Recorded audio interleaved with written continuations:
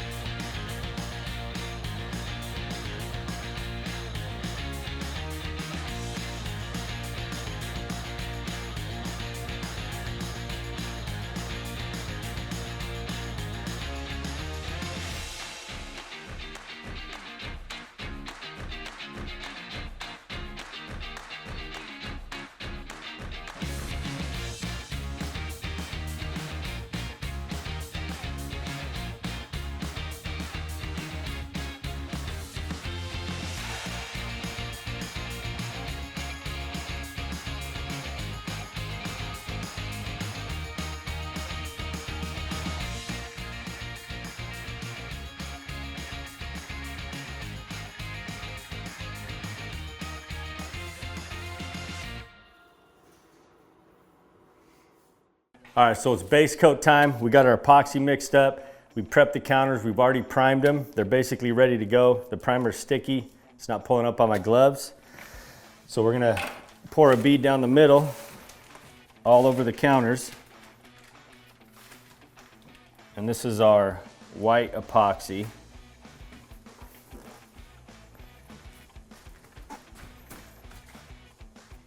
So it's good to start out smaller beads and then we can come back and add to it. Try to get everything, some epoxy out everywhere. And we're also doing a bathroom, so we got to save some for that.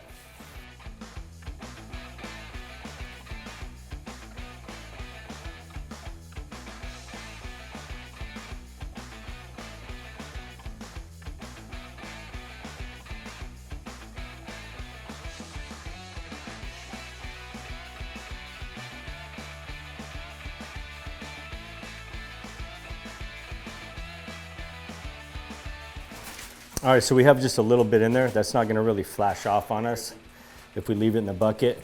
And I'll start to roll this out to make sure I have a decent amount everywhere. And if I need some on the countertop anywhere, I can just pour out of that bucket.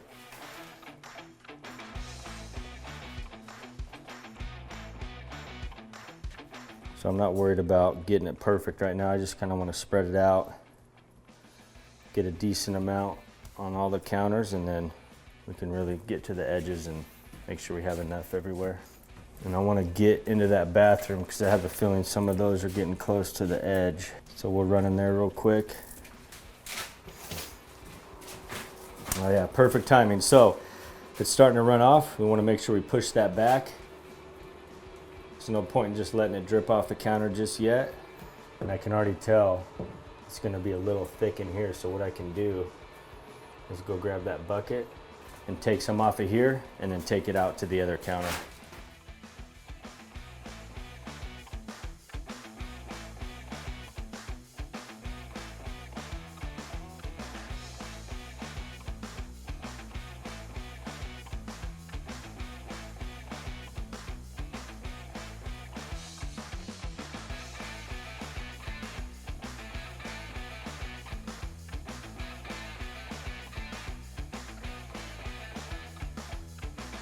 All right, so that section's got a good thick coat. I think we're gonna need a little bit more on this side, but I'll just continuously spread it out.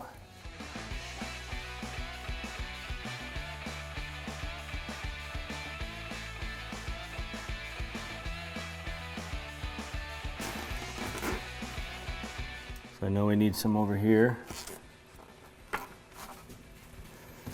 and over here. And again, I still have a little in this bucket.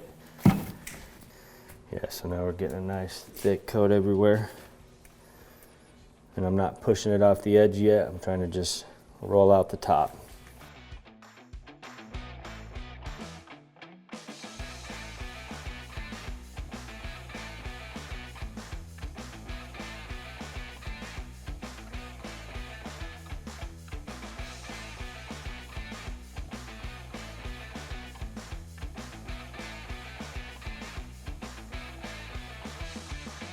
All right, so I got a pretty even coat everywhere.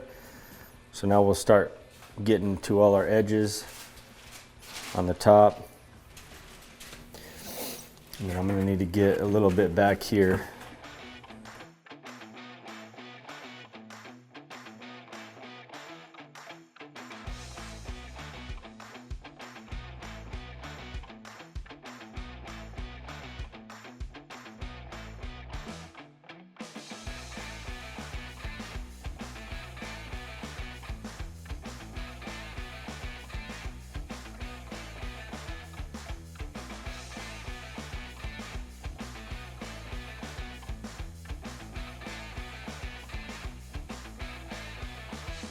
All right, so what we're gonna do now is take the leftover in that bucket and I'm gonna pour a bead around all the edges.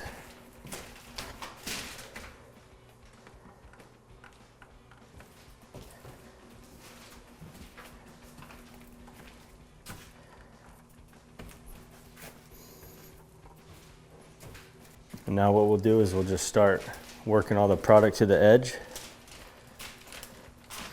And it's gonna start dripping everywhere, so we wanna make sure we're not stepping in it, getting it on our feet.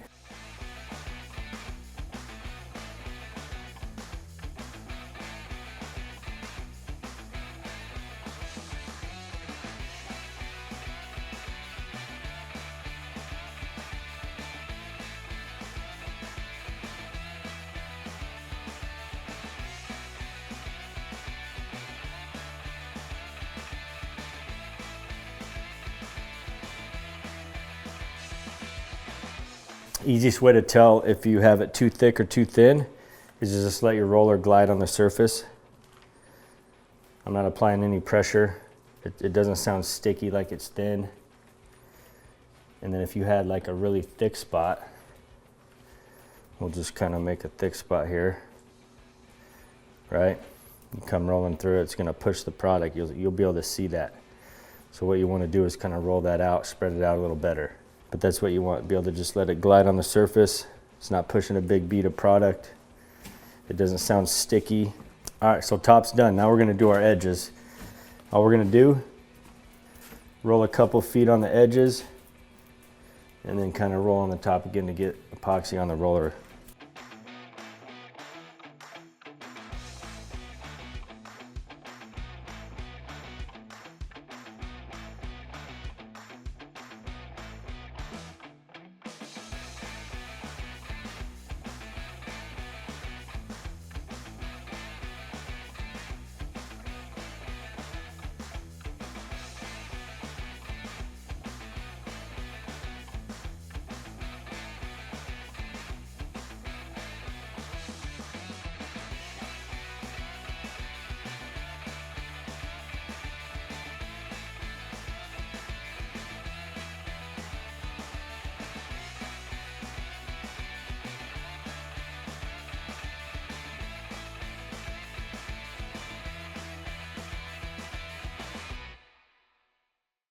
All right, so typically when you start to do your edges, have whoever's helping you mix up your highlights.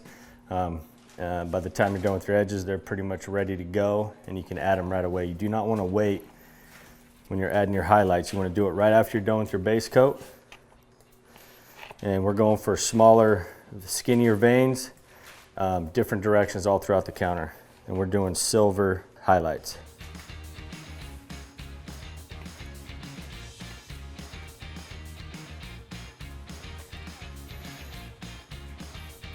So a little bit will go a long ways.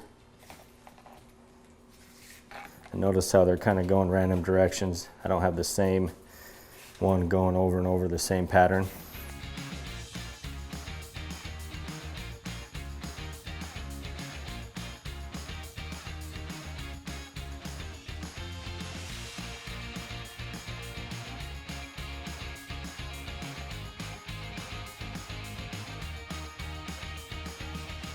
All right, so I got my top done, and we're just gonna go add a couple drips throughout.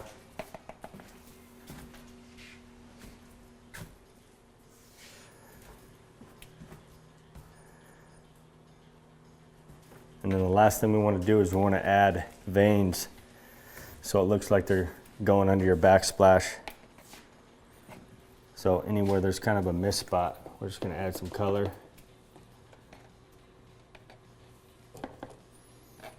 And then also on our edges.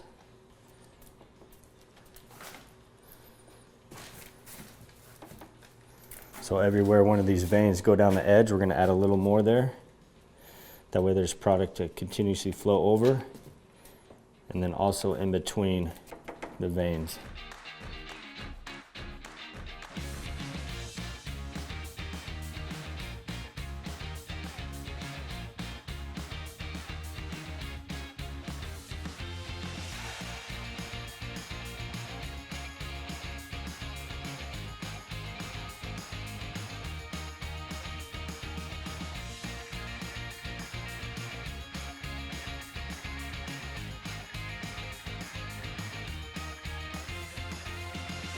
So what I'm doing is I'm dipping in there and kind of letting it flow off so I don't have as much, and that'll give me some smaller veins.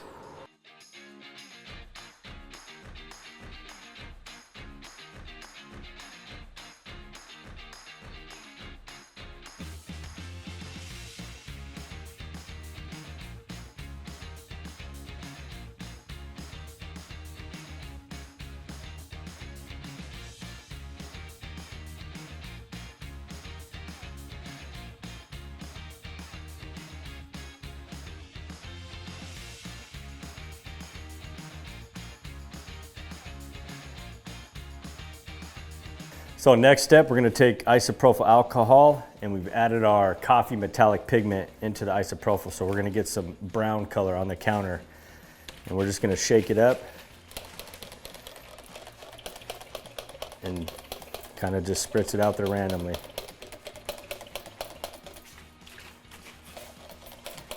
You always want to kind of keep shaking that as you're going because the metallics will settle.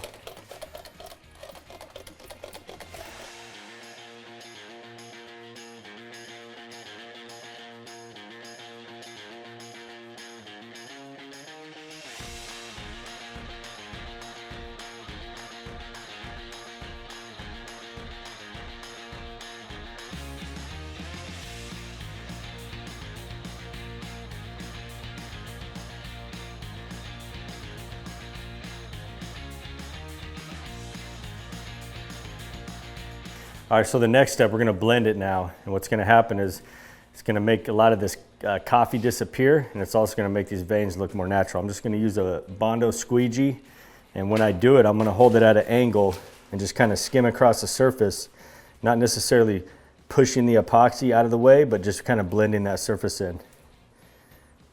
I'm gonna go different directions. And you can kind of follow your vein patterns if you want, or you can just kind of be random with it. It doesn't really matter. We just want to blend it enough to where the veins don't look like we kind of drizzled them out. So we're just kind of trying to break those up a little.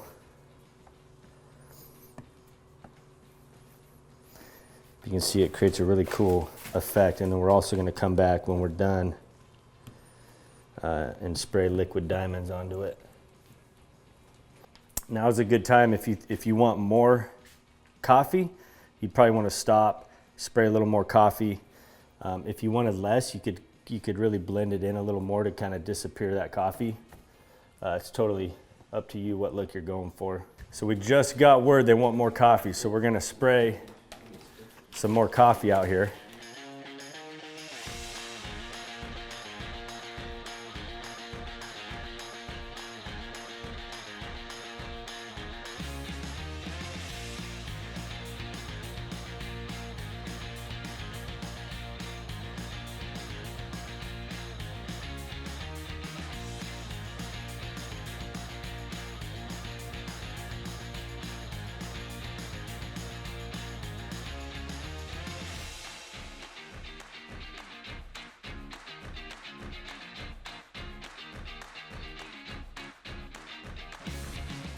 All right, so what I want to do is just I don't want to blend my big veins in necessarily. I'm going to just go around and blend this coffee in again, trying to miss those veins because I don't want to over blend the silver veins out there.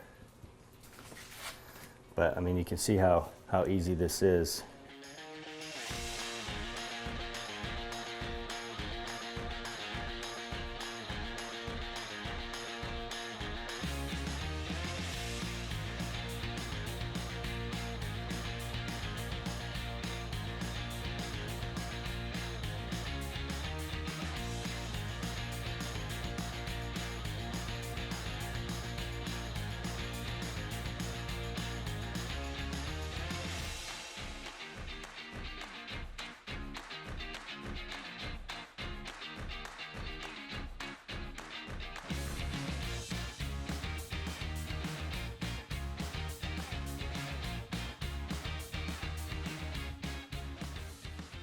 Before I spray the liquid diamonds, I just want to make sure everything's kind of blended. I don't have any spots that just look like a puddle or a vein that was drizzled out.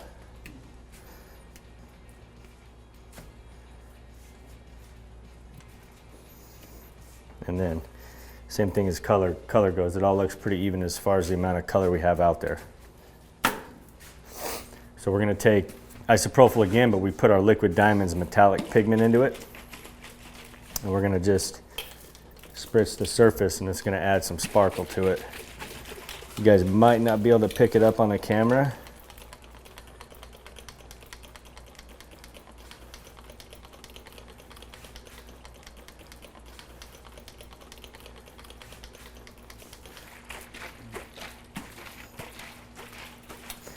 Shake it up, spray a little more, and I'm barely pulling the trigger so we get some smaller drips out there.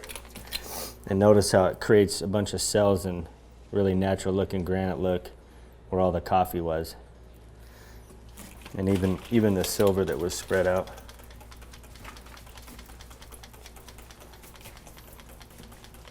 So I like to do the dispersing before I hit my edges, just because if you finish off your edges and disperse it, sometimes it'll separate on your edges. So I like to spray the tops and then work on my edges.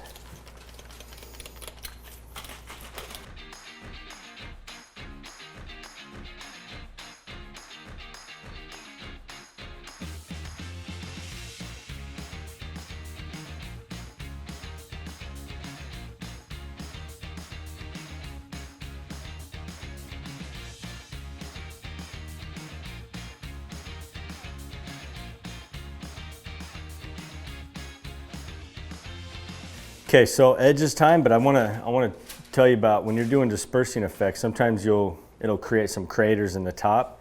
You wanna look for those and you wanna pat them in with your finger. I don't see any, but if we do see those, we'll kind of show you. It basically, isopropyl will hit and it'll kind of push the resin out, usually where it's thin. So a lot of people get them on the front edge. Say we had a crater here, you would just tap it in and help fill that in, and then it'll level out. But you want to make sure you get those before you walk away. So edges, very simple. I'm going to take just a cheap paintbrush, pull off any loose hairs that might be on it, and I'm going to start out getting some epoxy from the bucket on it. That way we're not going on dry. And we're just going to brush this edge in real quick, just to kind of flatten it off. And don't worry about messing up your design on your face, because the resin is still going to be flowing over a little bit. Now, if you needed more color to add to your edges, you can either, if the floor is clean, you can dip in that, or obviously if you have some in the bucket, you can kind of get a little on your brush, and a little bit will go a long way. And we'll try to find like a vein. That vein's going down. We'll just add some color there. Maybe some right here, because you don't want the top to have all the color and not the faces. So just kind of pick where you want to add that. All right, so we'll go check the bathroom.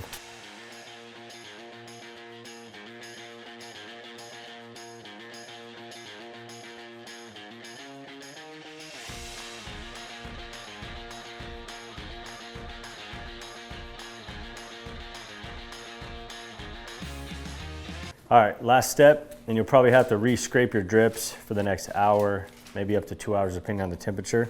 But all we're gonna do is just take a paint stick. You can use a putty knife, pretty much anything. And we're just gonna run those drips. Try not to go up your edge there like that.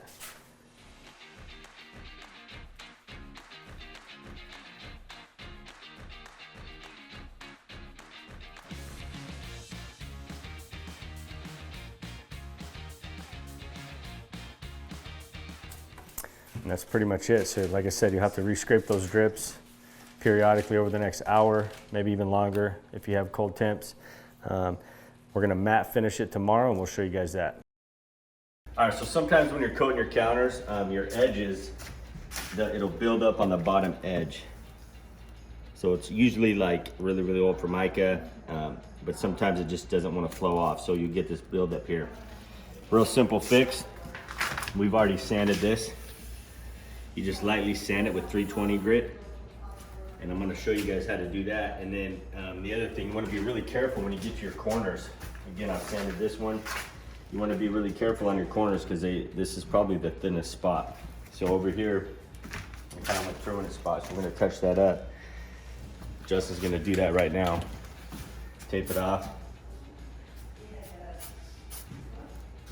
Spray some white on it, pull it. That'll dry, and then we'll top coat it. You'll never see it. So I'll show you how to sand this. Again, 320 grit. I got it hooked up to a vacuum. And we wanna go slow and always look to make sure we're not sanding through. And I'm kind of tilting it, so I'm really mainly sanding this bottom lip here where it's sticking out.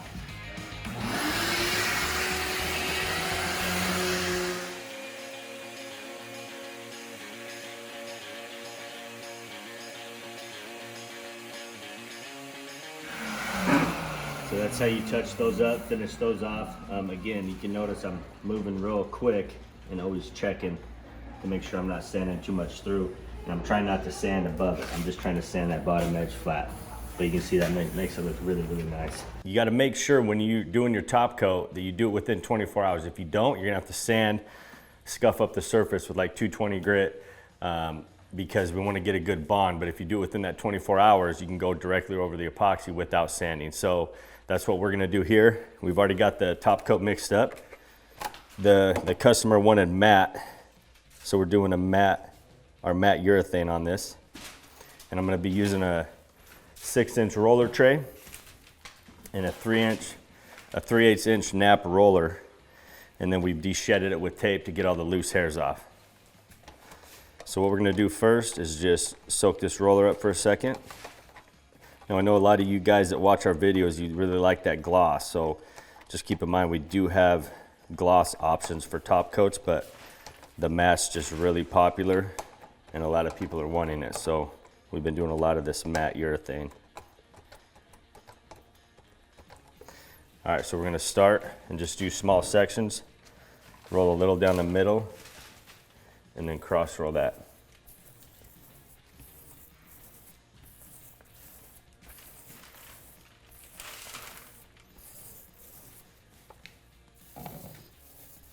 So I want to just get it rolled out evenly, thin, hit my edges.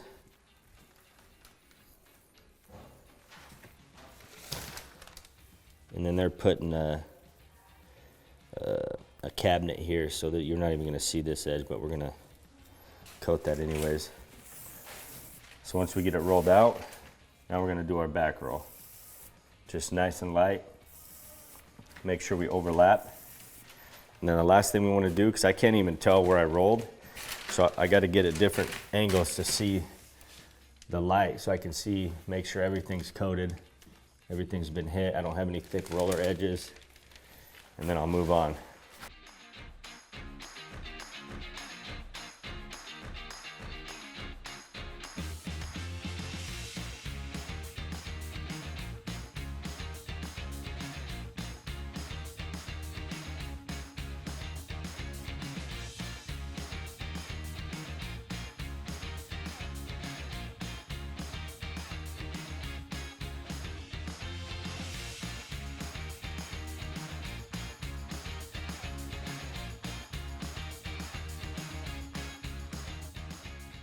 After you hit your edge, it's going to indent your roller pad. I don't want to start my back roll right after that because it's going to have a line in it. So I want to flatten that off and then do my back roll.